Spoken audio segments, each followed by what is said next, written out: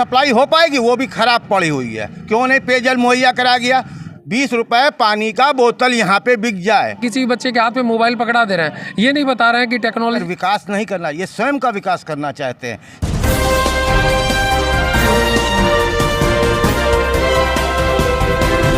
नमस्कार, मैं राजीव रंजन, आप देख रहे हैं एसके न्यूज़ 24 सच्चाई की जीत। इस समय मौजूद हूँ मैं गोरखपुर जिले के पीपीगंज पीजी कॉलेज के ठीक सामने। कई कपूरवारा बोल रहे हैं वो लोग, हम बोल रहे हैं, क्यों बोल रहे हैं? वो लोग भी बोले हैं। नहीं, वो लोग अब कोई विरोधी बोल रहा कुछ, तो इसका मतलब क्या हुआ? इतने महिलाएं हैं, ये दो तीन गाड़ियां लेकर चल रहे हैं। आचार संहिता का पालन जैसा कि देख पा रहे हैं, चुनाव प्रचार इस प्रकार चल रहा है। यहाँ के जो लोग हैं उनसे हम जानते हैं कि क्या आखिर में उनकी राय है। परिचय दीजिए अपना। संदीप कुमार सक्सेना। मानते हैं चुनाव प्रचार इतना जोरों शोरों से चल रहा है तमाम प्रत्याशियों को, तो उस पर क्या कहना चाहते हैं? एक साथ झुंड बनाकर चल रहे हैं सब। ये चुनाव आचार संहिता की खुली धज्जियां उड़ाई जा रही हैं और यहाँ पे विकास के मुद्दे की भी बात करके बहुत लोग चुनाव में आ गए हैं, मगर विकास नहीं करना, ये स्वयं का विकास करना चाहते हैं। ये बताइए, ये महिलाएं आई हुई हैं घर से ला के, इनको 250 रुपया रोज पे इन लोगों को ला के चुनाव प्रचार कराया जा रहा है। ये कोई अच्छी चीज़ें हैं? ये अच्छी चीज़ें नहीं हैं। अब एक तरह से देखा जाए तो विकास किस प्रकार से ऐसे प्रत्याशी कर पाएंगे? अगर विकास की ही बात करनी है तो टाउन एरिया में देखिए कितनी सड़कें बदहाल पड़ी हुई हैं। यहीं बगल में सामुदायिक भवन बना हुआ है, जहाँ पे एकदम ही बदहाली है। बदहाली तो देखी जा रही है, लेकिन ये तो कहीं ना कहीं पूर्व चेयरमैन जो रहे उनकी नाकामी है। नाकामी उनकी, मगर नाकामी को कोई लेना नहीं चाहता है। बगल में स्वास्थ्य केंद्र बना हुआ है, जहाँ पे प्रसूति गृह भी बना हुआ है, डॉक्टर रहता है, मगर एनम का कोई पता नहीं, नर्स का कोई पता नहीं है, दवाइयों का पता नहीं है।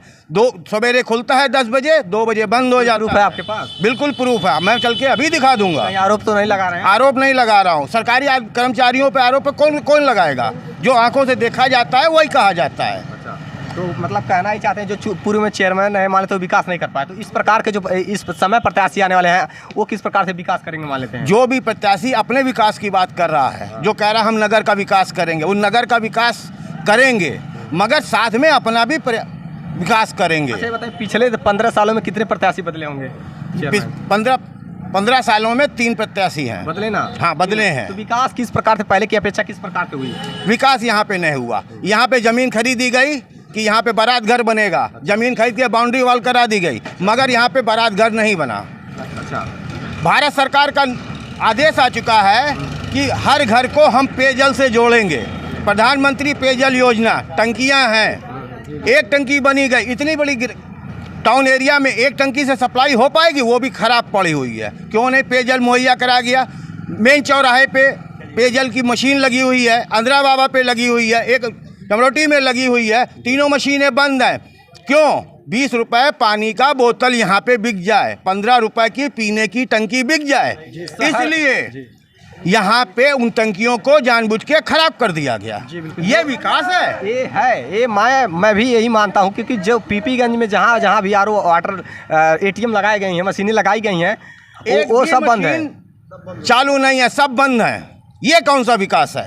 कभी इस भीषण गर्मी में आदमी प्यासा मर रहा है, उसके लिए यहाँ पे कहीं हैंडपंप लगा है सरकारी? नहीं है। पेयजल मशीन खराब कर दी गई, क्या विकास करेंगे? ये इन मुद्दों को कोई उठा रहा है यहाँ पे? एक चीज़ बताइए, सामुदायिक शौचालय जो नहीं है पीपीगंज में एक भी चालू, उस पर एक भी सामुदायिक जो शौचालय है एक भी नहीं चालू है। पूर्व में एक बना हुआ था, वो भी बंद हो गया। वहाँ पे अवैध अतिक्रमण करके लोगों ने कब्जा कर लिया है। लोगों की कितनी समस्याएं सामना करना पड़ता होगा जो शौचालय, सामुदायिक शौचालय? बेहद। ये टाउन एरिया आसपास का सबसे बड़ा बाजार है। अगर कोई महिला यहाँ पे बाजार मार्केटिंग करने आती है और उसको आवश्यकता पड़ जाए, तो इस पूरे टाउन एरिया में एक भी जगह सामुदायिक नहीं बना है, मतलब शौचालय। कुल मिला जुला कर कहना ये चाहते हैं जो पूर्व चेयरमैन है वो विफल रहे हैं विकास के? हाँ, विकास के मामले में वो विफल रहे हैं, है ना? बिल्कुल है, सिर्फ अपना विकास कर रहे हैं और कुछ नहीं कर रहे हैं। जो उनका कार्यकाल तो समाप्त हो गया, अब की बार जो आने वाले हैं किसे जिताना चाहते हैं आप? हम लोग उस व्यक्ति को जिताएंगे, नया चेहरा लाएंगे और जो नगर का विकास करेगा हम उसको वोट करेंगे, उसको सपोर्ट करेंगे। आपको लगता है कोई ऐसा है जो नगर का विकास करेगा? नया चेहरा आएगा, नया चेहरा आएगा, वही विकास करेगा। क्योंकि जब बार बार वही रिपीट होगा वो निरंकुश हो जाता है, वो नहीं चाहता है कि हम जनता के बीच में जाके चुनाव जीत के हम विकास करें। पिछले चेयरमैन के कुछ घोटाले भी सामने आया, कुछ ने बताया। किया होगा तो जरूर घोटाले सामने आएंगे, क्यों नहीं आएंगे, बिल्कुल सामने आएंगे। घोटाला तो घोटाला है, मतलब पर्सनली दुश्मनी नहीं ना, ऐसा उनको नहीं, विरोध ऐसा कर कोई रहे हैं। क्या है, पिछले यहाँ पे 3 प्रत्याशी चेयरमैन हैं, यहाँ पे क्या 3 से हम दुश्मनी ठाने हैं? हम क्यों दुश्मनी ठानेंगे? मगर हम इसी टाउन एरिया विकास चाहते हैं, हम विकास चाहते हैं, जनता का भला चाहते हैं, क्योंकि मेरा भी भला होगा। पीने का पानी मिले, 15 रुपए टंकी मैं भी खरीदता हूँ, मैं क्यों खरीदूंगा? अच्छा ये बताइए, जो दारू शराब पर भी कर वोट कर देंगे उन पर क्या कहेंगे आप? हर प्रत्याशी, लगभग कुछ ऐसे प्रत्याशी हैं जो खाने की व्यवस्था, पीने की व्यवस्था, दारू वारू बट रही है, पैसा बट रहा है, ऐसे लोगों को जनता चुनाव मैदान में नकार देगी। अच्छा, जो पैसा बांट रहे हैं, जो दारू शराब बांट रहे हैं, उनको नकार देगी? बिल्कुल नकारेगी, क्यों नहीं नकारेगी? बताइए, ऐसे कोई प्रत्याशी हैं जो पैसे बांट रहे हैं? हाँ है प्रत्याशी, तमाम है क्यों नहीं? 3 प्रत्याशी, एक तो अभी आपको मिले हैं। अच्छा, 250 रुपया रोज। जी जी, ये तो पूछा गया है, एक व्यक्ति प्रति व्यक्ति एक व्यक्ति से 250 रुपया दिया जा रहा है उन्हें, कि यहाँ उनके चुनाव प्रचार करने हेतु आए और चुनाव प्रचार झंडा ढोएं, नारे लगाएं, इसलिए उन्हें 250 रुपया दिया जाता है। ऐसे प्रत्याशी किस प्रकार से विकास करेंगे यहाँ नगर निगम पीपीगंज का? और ये बहुत बड़ी समस्या का विषय है और आचार संहिता का भी पालन नहीं हो पा रहा है। तो देखा आपने जनता किस प्रकार से राय है। 9 सवा 9 बजे हैं और चुनाव आचार संहिता की धज्जी उड़ गई। कहाँ पे चुनाव आयोग है? क्यों नहीं आता है यहाँ पे देखने के लिए? कैंपियरगंज में ही चालान काटी गई है कुछ प्रत्याशियों के। नहीं, हम अपने पीपीगंज की बात कर रहे हैं। वहाँ कैंपियरगंज के सवेरा हुआ हमें नहीं पता, मगर पीपीगंज में चालान कटना चाहिए और इन सब चीज़ों पे रोक लगनी चाहिए। मतलब यहाँ की प्रशासन लापरवाह है। हाँ, यहाँ प्रशासन लापरवाह है। तो आप देख पा रहे हैं जैसा कि थाना पीपीगंज के अंतर्गत की लापरवाही है और समस्याएं सबसे बड़ी है। पूरे प्रदेश के अंतर्गत धारा 144 लागू है, लेकिन उसका पालन नहीं हो पा रहा। तो आइए एक सर हैं, उनसे भी जानते हैं वो कि क्या कहना चाहेंगे। मान लेते हैं नगर निकाय चुनाव। सर पूरा परिचय दीजिए। सबको नमस्कार, मेरा नाम सत्य प्रकाश पांडे है। मैं शिक्षा के क्षेत्र में काम करता हूँ, साथ ही साथ स्वास्थ्य के क्षेत्र में काम करता हूँ। जहाँ तक आज तक मैं देखा हूँ, देखिए ये जो आने वाला जनरेशन है वो नए बच्चों का है। जैसे कि आसपास देख रहे हैं आप, कैमरा घुमा सकते हैं, ये जितने भी बच्चे हैं ये सब नई जनरेशन्स हैं। इन्हीं से आप किसी भी चीज़ की उम्मीद रख सकते हैं। ये तो कहावत है कि अगर आप किसी भी पौधे में अगर शुरू से आप उसको जड़ को मजबूत करते हैं तभी जाके वो चीज़ों को अप्रूव करता है। तो कहने का सेंस ये देखिए, शिक्षा और स्वास्थ्य 2 चीज़ें हैं। तो कोशिश ये की जाए कि चीज़ों को बहाली को उठाया जाए। जैसे कि अभी देखिए आज बच्चे इंटर कॉलेज या डिग्री कॉलेज में पढ़ रहे हैं, आप एक एप्लीकेशन बोलिए लिखने को तो पीछे भागते हैं। बस ये बुखार का एप्लीकेशन छोड़ के और कुछ नहीं आता। तो ये उनकी भी गलती नहीं है। देखिए रबड़ होता है, जिस तरह आप उस रबड़ को बनाएंगे वो उस आकार में ऑटोमेटिक चला जाता है। सर एक चीज़ और बताइए, शैक्षणिक संस्थान जो है आजकल बिजनेस हो गया है। देखिए शैक्षणिक संस्थान बिजनेस हो गया है, उसको करने का कारण कहीं ना कहीं गार्जियन भी कर रहे हैं। जैसे मान लीजिए प्राथमिक विद्यालय है, सब सी-टेट, यूपी टेट और दुनिया भर की पढ़ाई करके लोग एनटीटी करके विद्यालयों में जा रहे हैं। उसके बाद भी कोई ये नहीं चाह रहा कि हमारा बच्चा प्राइमरी स्कूल में पढ़े। कहीं ना कहीं शासन हर तरह से आपकी मदद कर रही है, मगर कहीं ना कहीं अभिभावकों में इस चीज़ को लेके कमी है। वहाँ पे इन चीज़ों को बताया जाए कि देखिए आपके बच्चे यहाँ पढ़ेंगे। अगर इम्प्रूवमेंट किसी को घर पे मिले, आप दिमाग लगाइए कि अगर पानी का बोतल हमारे घर पे आए तो कौन जाएगा बाज़ार में खरीदने के लिए? तो इसके लेके आपको एक कम से कम औपचारिकता होनी चाहिए या ट्रेनिंग होना चाहिए कि लोगों को बताया जाए कि भाई ये चीज़ है। आप किसी भी बच्चे के हाथ में मोबाइल पकड़ा दे रहे हैं, ये नहीं बता रहे हैं कि टेक्नोलॉजी अगर एक क्षेत्र में बहुत अच्छा है तो एक क्षेत्र में बहुत विध्वंसक है। टेक्नोलॉजी किसी किसी को खत्म कर दे रही है। हम चाहेंगे उन बच्चों किस प्रकार से प्रेरणा देना चाहते हैं जो मोबाइल फ़ोन का गलत दुरुपयोग कर रहे हैं। देखिए मोबाइल फ़ोन की अगर हम बात करें तो देखिए जो नई जनरेशन है अभी कोरोना काल से, तो ये तो बहुत एक तरह से इम्पोर्टेंट कर दिया गया कि बच्चे घर बैठ पे पढ़ेंगे। आप खुद दिमाग लगाइए, जो बच्चे स्कूल में शिक्षक के सामने कुछ नहीं बोल पा रहे हैं वो वीडियो देख के क्या पढ़ेंगे? दूसरी चीज़ें, ये जो भी चीज़ें आती हैं टेक्नोलॉजी के क्षेत्र में, यहाँ पे यही कहना है कि गार्जियन इस पर विशेषकर ध्यान दे।